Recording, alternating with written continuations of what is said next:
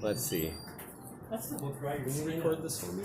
Sure. There we go. I don't have one of these. We're starting off. Wait, what? So what do I do? I mean, are you doing it for a long time? Oh, I'm just going to read this intro thing and then you'll hand it back to me. Oh, there you are. All right. Okay. So, You let's know see. Let's be afraid.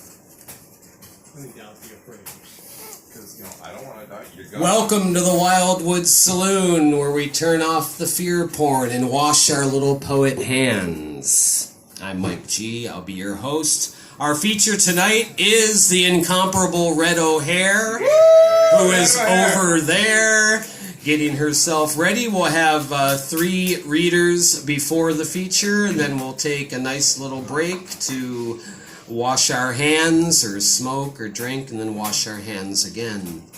I'll start off with this.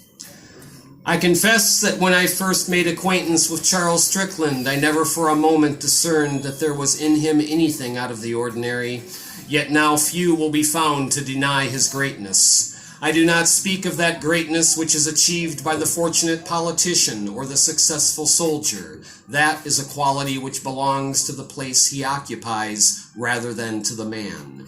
And a change of circumstance reduces it to very discrete proportions.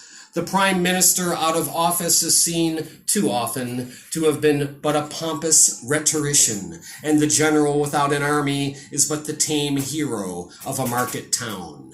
The greatness of Charles Strickland was authentic.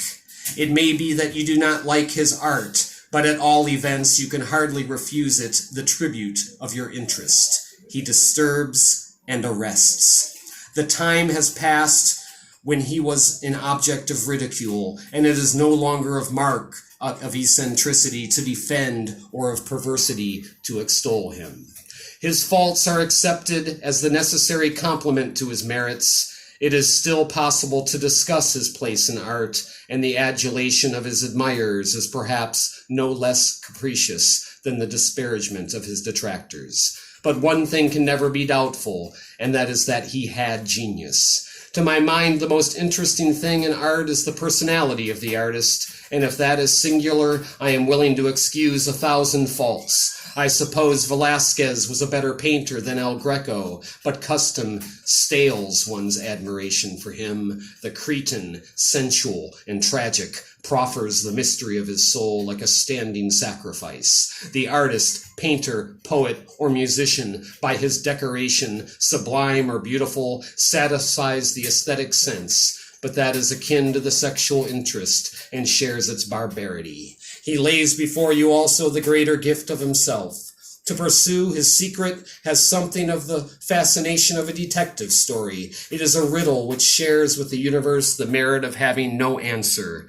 The most insignificant of Strickland's works suggests a personality which is strange, tormented, and complex, and it is this surely which prevents even those who do not like his pictures from being indifferent to them. It is this which has excited so curious an interest in his life and character. Welcome to the Wildwood, motherfuckers! Yeah! All right!